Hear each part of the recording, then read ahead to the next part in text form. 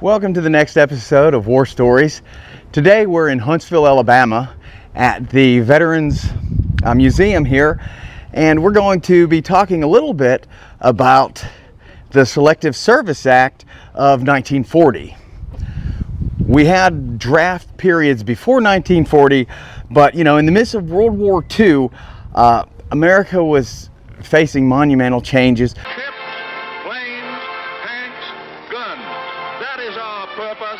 There was a lot happening overseas. A funny little man called Hitler had come into power in Germany. The Selective Service and Training Act of 1940 was the first time during a peacetime situation that America had to enact a draft. And part of that draft is due to An Axis victory in Europe and Asia would leave us alone and virtually surrounded, facing enemies 10 times stronger than ourselves. And you remember in a previous episode we discussed how Alabamians during World War II and in America as a whole was affected by the Selective Service Act of 1940. To better help you relate, we felt we would also share two separate stories of two gentlemen at the time. And the first one's name is Frank. He came to America in 1924, shortly after the Great War. He did well in the lower 48, but decided to move to Alaska in 1934. He prided himself on being self-sufficient, hunting, fishing, trapping, and I'm sure panning for gold. But let's walk in the museum and we'll continue the story. Something I found that was really amazing in here was they have some POW and MIA statistics from the other wars. And I was looking at like the War of 1812, some of the other things that we covered, and one of the gentlemen came out and explained to us about how the record keeping was so poor. So these numbers from before the Civil War are probably much greater than what they have reported here. But to think in 1812, 20,000 people went missing. That's that's amazing for that time in history to think there's even 20,000 people in America. Right. And I wanted to draw attention to this POW MIA table. Everything on this table is symbolic. And it's right there. And what I'm going to do is I'm going to throw a picture of what everything means on that. But everything has a deep symbolic meaning. Guys, if you are in the area, I'm going to shoot up here. Come by, visit the museum. It doesn't have any tax funding, so I'm sure they would enjoy you coming by. All right, there we go. Wow, this is awesome. This is really cool. This is really cool. Well, anyways, guys, so Jennifer was talking about Frank, our guy that came over to America. Well, just a few years earlier, 1928, a young man named Melvin was born in Brooklyn, New York. He lost his father when he was 2 years old. And Melvin, he was kind of a sickly child. And a lot of kids bullied him because of that. And at that time in New York, see, the area of Brooklyn that he was in was a very depressed area. There wasn't a whole lot going on. So most young people had no choice but to work in the garment districts at that time. And right here we have a glider. Look at that. That's called a Waco glider. We want no war. We'll have no war, save in defense of our own people. So across the Atlantic, turmoil, disruption was taking place. There was unrest in many parts of Europe. In 1939, Germany invaded Poland. That created a lot of fear here in this country. We didn't know what was going to happen. It had been, 20 or so years earlier that we had just finished the Great War, now known as World War I. But America at that time was unsure if we had enough troops to even defend our own borders. Enrollment in the military, it wasn't terrible, but it wasn't what we would need to defend ourselves against the world. And we all already knew by that point what it's going to take to get through a war. Congress, reflecting the voice of the people, appropriated the largest sum for military use ever voted during peace in American history. We didn't dream that a few years later it would look like peanuts. Fearing that there were going to be so many militant refugees and so coming across through Asia, into the United States, since we already had Alaska. There you entered the draft process. In 1908, the Federal Bureau of Investigation was started. Yeah. And when the Federal Bureau of Investigation was started, they had a few different places, a few different times they tried to have a base in Juneau. Well, during this threat in World War II, that base in Juneau, Alaska happened. Oh, here, you know what? And this is World War I right here. Look, Yeah. look at the way his hat is. Right. His helmet. Oh, yeah. Yeah. The wagon still had spoked wheels. And in other videos, if you guys remember, we've always talked about the evolution of how cannons happened. And like by 1918, this is probably a 1920 or so model, because of the way the wheel's made. But you can see it's still a wood wheel wagon, or wood wagon wheel, I guess is what we would say, with a little metal around it. So that's really cool. And that's defense of the Philippines in 1941 to 1942. And then we have some World War II stuff. The U.S. had to devise a way to ensure that the U.S. had enough manpower to tackle essentially the world. On October 16, 1940, the U.S. instituted the Selective Training and Service Act. So we called our Minutemen, the National Guards of the 48 states, and placed them into federal service.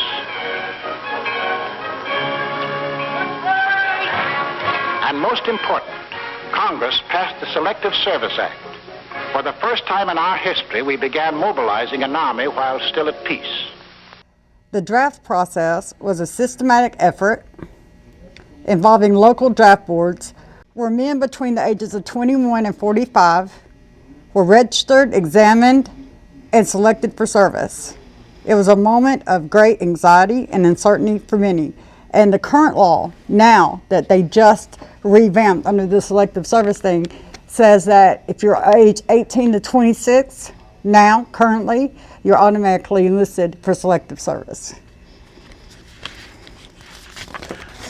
Pretty intense. At the beginning, it was like an honor service, right? Like they just trusted that you're going to go and do the right thing, that you're going to go and sign up, that you're going to go and do your duty to your country, if the need ever arose for it. And as she noted, it was an honor system, but it wasn't long after that that we started getting the letters mailed out and somebody would come up and knock on your door, which that actually happened to me. One time when I was in Charlotte, I was 22 years old.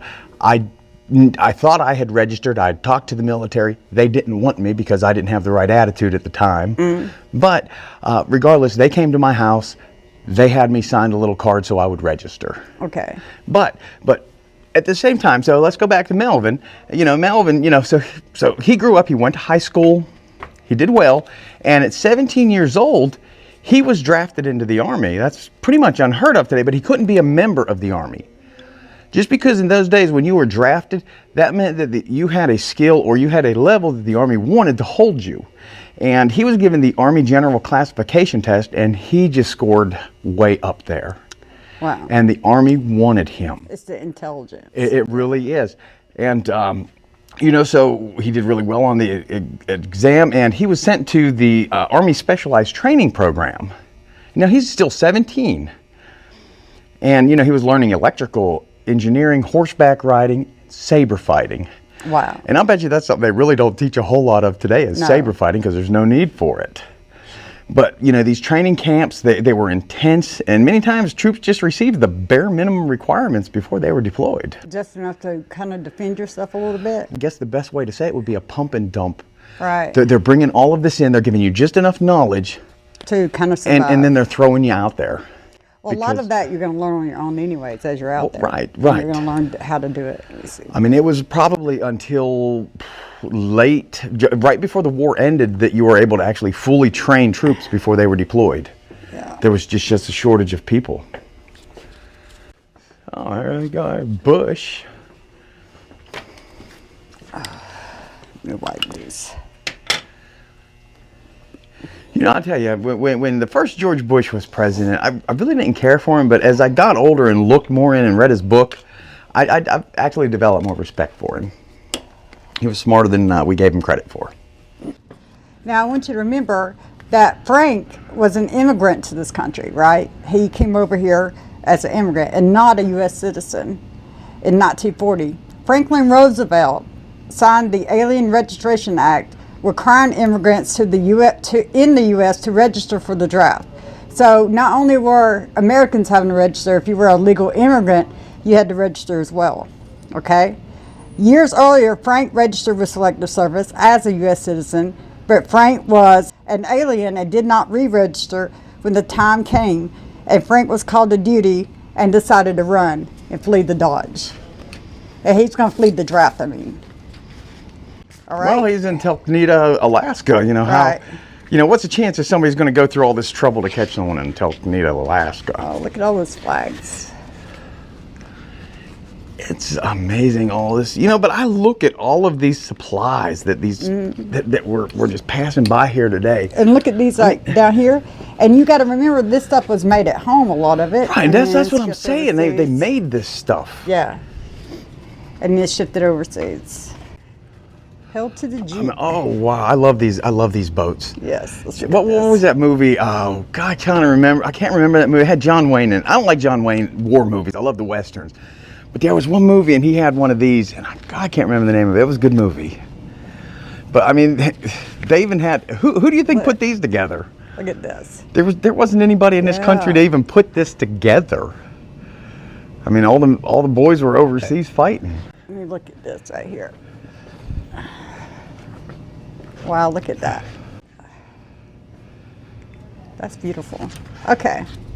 So back home, while all of this was going on, back in the U.S., okay, we had a lot of openings happening in factories and textile places and businesses because all of the young men and the workers were being called off to work. They were being drafted, and so it left a lot of open positions in these factories and in these places in the workplace. Now that is a toy. That'd be a fun toy, wouldn't it be? Wow. Let me see this. Let me look at that. Yeah, that'd be a fun toy. That would be. We had the draft going on, and we had a lot of positions opening up back here in the local forefront, right, of businesses and factories and things like that. So here we're going to enter in where the women come into play. The women of America rallied to the support of their men. And the women started working in factories, and children started collecting scrap metal, and they started making victory gardens. Rosie the Riveter came into the picture where you see that picture of her, and she's doing, she's out there helping build ships and build airplanes because the women were an integral part in the production process going into the war, and helping with those open jobs were filled here by the women. And then on top of that, they were joining the WAC to help in that front. As millions of men went off to war, those left behind had to adapt to a new reality. And women took on roles in factories, children contributed in war efforts, and the communities rallied together, like the WAC, like I was talking about. Then life at home was changing in a drastic pace because they started doing drills in school, which, your parents will still talk about the drills they did in school, where they said that, if a bomb's coming in or something's coming in, you had to hide from that and get under your desk. I don't see how that's going to help, but they were doing that. Hey, when we was in school, they still had the Cuban Missile Crisis going. I remember getting under my desk for drills. Yeah, that was big, but it's been a minute. It's been a minute since that happened. Okay. Then they started planting victory gardens, which we went into on the War Stories episode 8 about how Alabama contributed by planting victory gardens. Life at home started changing at a drastic pace, right? Just like today, it was unfathomable, right, to think about enemy planes over U.S. soil. But the air raid drills were a new way for life for wartime America. They had drills in schools, and they were getting the people ready for invasion, like maybe something was going to happen here on U.S. soil, which is kind of like what we're headed into now. The most common day items were not available because of the rationing. The most needed items were like coffee and sugar and things like that they rationed gas during World War II. During the war, so many of our items were going overseas, like coffee, sugar, and oil and things like that. Even gasoline. So they started rationing them here, and they started cutting back on them big time here. Stop, Gracie. And if you look back on our War Stories episode season 1, episode 8, where Alabama was in the crucibles of war, you'll see where we talked about the ration books and what they were allowed and wasn't allowed to have, and how Alabama was the only one that filled up our ration requests for the government every single time they sent them out. Yeah, 1941 Willys Jeep. I'll tell you what, that would be fun. I Look bet at you these this one ones. don't overheat like all the new ones do. Right. I don't know. I don't think that they stopped every 50 feet to put water in it in the wartime. Look at that. That's beautiful. See these tanks? Look at these tanks. Man, I wonder how effective these tanks would be in snow and ice like in Alaska. Hey, I'm just glad to see that we have these in the South right now. Me too. It's nice to know they're here. Right. We need them. If we need them, that's the point, right? If you need them. So I say, hey guys, if you have Okay. never checked out the movie Battleship, I encourage you to check it out. It's one of my And- favorite movies. And this is one of the best war museums I'll probably get Jennifer to let me watch it again tonight. This is one of the best war. Museums we have been to. Yes. Hands down. I'll finish your sentence for you, baby, because wow. I'm just trying to get some I mean, if you really want to see something amazing, war pieces. I mean, this is there's Korean War, Vietnam, Yes. World War I, World War II. Look at this back here. That's a massive one. Frank and 2 other men were attempting to dodge the draft by going further into the Alaskan tundra. They were trying to get away from the federal agents that were coming after them, right? All right. The FBI office in Juneau, Alaska, was already aware of the German-born Frank and his 2 companions, but not their location. They were holding up in a very remote cabin known today as the 3 German Bachelors Cabin. And in the winter of 1942 was a normal, harsh Alaskan winter, so the FBI had to wait for better weather. Look at here. Looks like a guided missile or something. Man. Look at that. Look at this. Look how big that is. Like, I'm in awe of that. You know, chair. I would love to have one of these. Right? Daisy. I would keep the name too. Look at this one. So you get Daisy's one. so It's called cute. the mechanical mule. That would be good on the land. My little mule. It would work good on the land, wouldn't it? It really would. That'd be. I'll bet you that's what that's for, jungle use. What does that say? A year that they It's use a this? mechanical mule. I've never seen one of these before. It can go over any terrain, I'm guessing. Huh. All right. Pretty cool. That following spring, in March of 1943, an FBI agent, an Alaskan game commissioner, and a bush pilot were headed to Talkeetna in search of the famous Talkeetna draft dodgers. Another great story. The FBI quickly located the cabin. All right, so they finally get to the cabin. Remember, they already knew kind of where they were, but they couldn't get to them because of the weather, right? So they had to wait till spring come in, so they go back in, they go toward the cabin. The bush pilot, the one that's used to flying over that area like that, noticed the dog tied to the front and back door. No one came out, waved at a plane. It seems the most unusual thing to notice, but this is a custom. This threw the searchers off for a while, but they soon circled back to the remote cabin. Frank and his friends were long gone. Fortunately, the agents had a fresh sled trail and snow to follow, and they followed the tracks to Frank and demanded his disarmament and head back to meet them. Instead, Frank abandoned his dogs and headed for the woods and to a fellow draft dodger's cabin. You know, I'll tell you, for modern equipment, to me, computers, I mean, Jennifer and I grew up when computers started. All you young people, you've had them your whole life. But I mean, I remember when you had to actually tell a computer how to pull its operating language into itself to run a program. Right. You had to write code for it. Looking at this helicopter and the controls in that helicopter, it looks more confusing to me than a modern day computer. It really does. That is insane. I mean, this is a Vietnam era helicopter. Cobra too. tie, yeah. That's pretty cool. Let's see back here. Some more uniforms. Korea, Vietnam. Look at that. Korea. So Melvin successfully completed his training. he was allowed a short visit home with his family, and then he had to head over to the Brooklyn Navy Yard for deployment. And his assignment was in France. Then he went to Belgium and worked in Belgium, and he did really well. Melvin did an exemplary job in the military. As you remember, he was very smart. He aced the entrance test for the military. Melvin did so well that later on he was transferred as a combat engineer, and he participated in the Battle of the Bulge. That's one of the larger battles of World War II, like Normandy and all of these.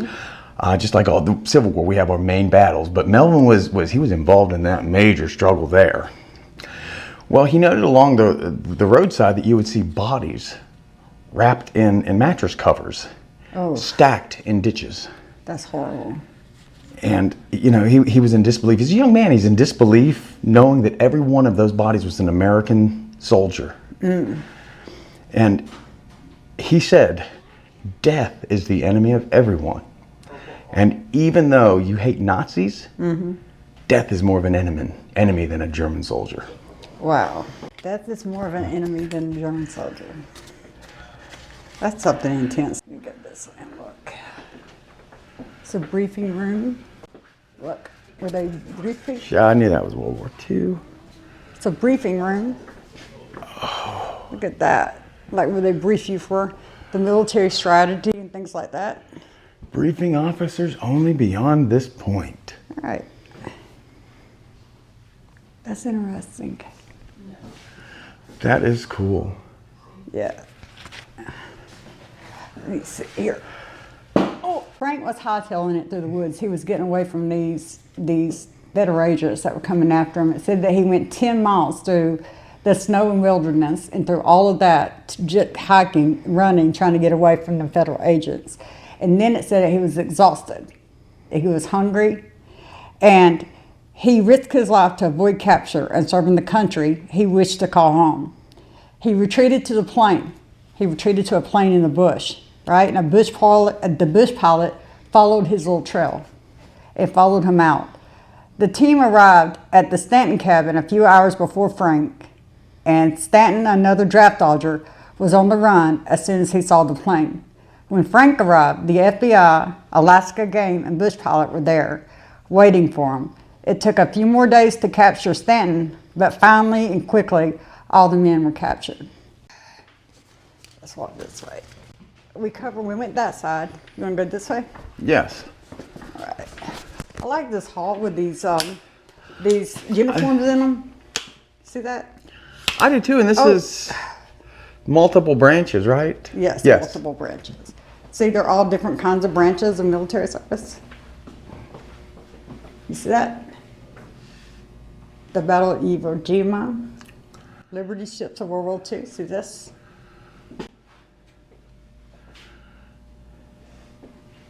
Navy. Their uniforms haven't changed much. Iwo Jima. The Valor Service Sacrifice. I mean, I have so much respect for every man and woman that had anything to do with this treasure that's in this building right now. There you go, the Huntsville Times. We got them. Saddam Hussein. I was in during that time, guys. See that? That was my time. I was in the military. And you guys, I'm sure everyone has heard me say this more than once, that one of my biggest regrets is that I did not join the military. They got so many interesting objects in here. It would take all day to really take in everything. Right. There's so much. Then there's stuff outside. Oh, look at those cool motorcycles. I know, we're gonna go over here and look at these. Look at that right there. See how That's filmed? Indian. I knew that'd have to be Indian.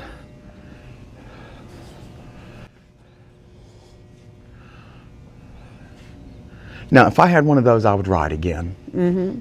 After all of this has been going on, and after the war has been going on all this time, and the soldiers are in war, and I want y'all to put yourself in a mentality of every day waking up and going to sleep, thinking about defending your life, defending your partner's life, having people shoot at you and bomb at you, and come at you trying to kill you every single day, okay? Get in that mentality. See if it doesn't change you, and then try to come back to civilian life. the American Army came home, and Americans settled down to a generation of uneasy peace.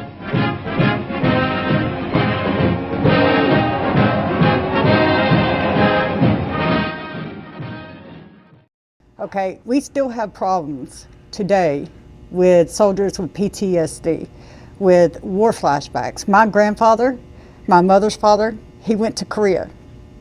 He come back a different man. And that's a good example of how war changes someone. He was a loving family man, and he comes back and he's having flashbacks and believing he's in war and hiding behind bushes with, thinking there's enemies. When you come back to America and you're trying to reintegrate into civilian society, there's a lot of problems and a lot of issues. And then America didn't have room, didn't have jobs anymore for them, didn't have anything anymore for them. So they had a hardship when they came back from war, not mentally, but physically too. And to this day, the veterans aren't honored, and their mental health is not put in priority as they should be. Melvin Kaminsky was at the Battle of the Bulge. And, but the war was over now. Jennifer just told us the war was over. And, Melvin, he was happy the war was over. But he didn't leave the military right away. He joined the special services with the military, and that was kind of the unit like, probably 2/3 of you won't even know this name, but Bob Hope was one of the folks that was in there. And what these folks did, and Greta Garbo did some, I think it was Greta Garbo, but what they would do is they would go around to the troops that were still deployed, and they would give them like a comedy show or some kind of entertainment. Yes, she did. She did. That's USO Entertainment guys. And it was to keep morale for the troops, keep everybody great, and remind, and remind these draftees what they're fighting for. So, so he toured with the special services for a while, and in 1946, he left, he came home, and his mom, being the good Jewish mother that she is, his mom had this job lined up for him, and he really did not want to be working in this naval yard as a clerk. Right. He didn't want to go work in the garment district. That was a death sentence for everybody in those days. So, what was left? But Melvin Kaminsky, he enjoyed being a comedian with the U.S. Special Services. That was like a dream to him. And there was another famous comedian in New York at that time, around the Brooklyn area, and Melvin Kaminsky would go and keep hindering this guy. Just use one of my jokes, use one of my jokes, use one of my jokes. Because that was his thing. He loved to write the jokes. He was not one to love to perform and deliver the jokes. But he was a good writer. But yeah, Mel Brooks is one of the greatest writers. Mel Brooks. That is Melvin Kaminsky. It's Mel Brooks. And we wouldn't have such wonders as Young Frankenstein or Blazing Saddles. Blazing Saddles was probably the first Mel Brooks movie I've ever watched in my life. Yeah, funny. Yes. But the draft offered Mel Brooks opportunities that I personally don't believe he would have been offered in Brooklyn, New York in those days at that time. And for 70 plus years, he has entertained us. I know for 50 years he has entertained me. And I always find it a treat when he makes a cameo in his own movies. Right, like Stan Lee. And when you look at his war record, the stuff that he did, you would not imagine that the man writing these funny jokes was able to go through 5 major battles. He wasn't even a battle combat unit. He was in the engineering corps, like the folks that built the dams over there in New Orleans. Yeah, just like the Seabees. Right, and that was his thing. He wasn't supposed to be in battle, but he met combat 5 times. All 5 times he made it out. All right. Miniatures. Frank had 3 indictments when they picked him up and charged him. Okay, including violating the Selective Service Act, failing to register as an enemy alien. And remember, he was a German national. That's why he had to register as an enemy alien, okay? And perjury. Despite the criminal charges that should have been carried penalties up to 10 years in prison and a $10,000 fine, more than $150,000 in today's money, both Frank Moynihan and Stanton both served only a year, treating illegal aliens in the 1940s, much the same as they did today. Like, they didn't have the same kind of punishment or as harsh a punishment as an American citizen. And they're doing that today. He was on the run for several months. He endangered his life. He endangered his freedom. He endangered the federal agents' lives and their freedom, right? And it would have been better for him to go ahead and turn himself over to the U.S. Military service instead of putting himself and them through all of this. And in the end, he regretted it. He regretted dodging the draft. He regretted running and putting himself and them in danger. He said one statement today that was impactful when you consider his life. And he goes, if you begin to live a life of lies, then it leads to more lies. The penalty, guys, for draft dodging now, if they just passed a law now, if you draft dodge, if you try to avoid the draft or try to avoid the Selective service, they're already putting your, if you're 18 to 25, they passed a law where you're automatically enlisted in the Servicemen Act, and you already know that. We talked about that you're automatically signed up for the Servicemen Act, where if the draft is called, your name could be called. Now, if you dodge that now, the penalty now is $250,000 fine, 5 years in prison. That is the first offense, guys. And you're exempt from any federal benefits or state benefits, any federal state jobs. Then on top of that, if your parents or your spouse or someone helps you, hide you from the draft or hide you from being called forth, they get the same penalties. And you lose your citizenship. Good, you should. So what I'm trying to say is, guys, look at the penalties involved in the first offense now. And for all you parents out there that are saying, I'm going to help my kid dodge the draft, or I'm going to help them prevent them from going to war and things like that, you don't have to agree with your president. You don't have to agree with the whole process. You don't have to agree with any of that. The point of service, the point of serving your country is to protect your country. It's to protect your family and your future children and grandchildren. It's to protect your way of life. Fighting for an idea. The idea bigger than the country. Without the country might have remained only a wilderness. Without the country, the idea might have remained only a dream. I can't believe I missed that the whole time we was in there. Remember Korean War watching MASH? Yeah. Oh yeah, it's the military helicopter. Yeah, and there's there he is, right there. Guy on the side too. Yes. So MASH, yeah, they so just like bring yeah, them in. but like I say, it covers Korea. I mean, there's so many wars in this building. Military knives. I'd like to have that knife right there. That is a cool knife. The draft in World War II left a huge mark on our history and our military strategy over there. If it wasn't for the draft, we wouldn't have been as successful as we were. And yes, guys, we lost a lot of people. But the draft is the reason we need the soldiers and the reason we need them over there. And that's part of the reason. And if it wasn't for the draft, we wouldn't have had that military power. And who knows how the tide would have turned then. Germans could be in charge right now. Hitler could have ruled the world. So you don't know how that could have changed if we didn't have the draft to help the military at that point in time during war. Let me go up here and see what this is.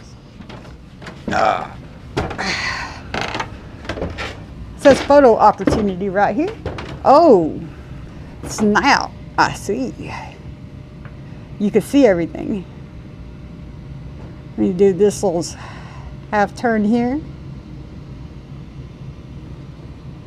Whether it's a family war or world war, war always carries casualties. And if the history is not recorded and retold like we're trying to do here, history always repeats.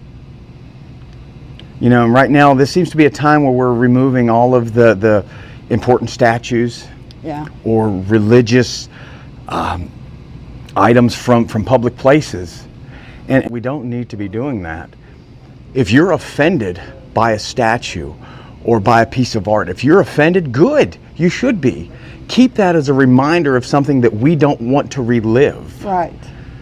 That is why they're there. It's not necessarily always to be a good thing. Sometimes a statue is there to remind you of what was terrible and what was bad. It's like a scar on your body. when you've done something stupid and you got a scar on your body, why would you look at that scar and remember why you won't ever do that again? Feeling that offense Right. helps ensure that history does not repeat. Right.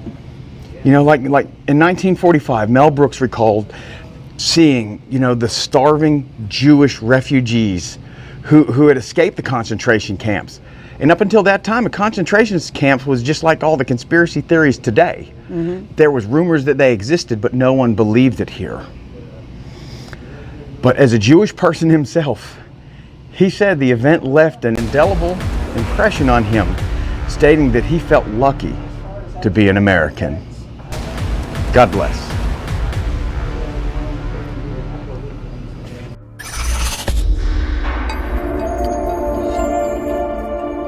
Gracie?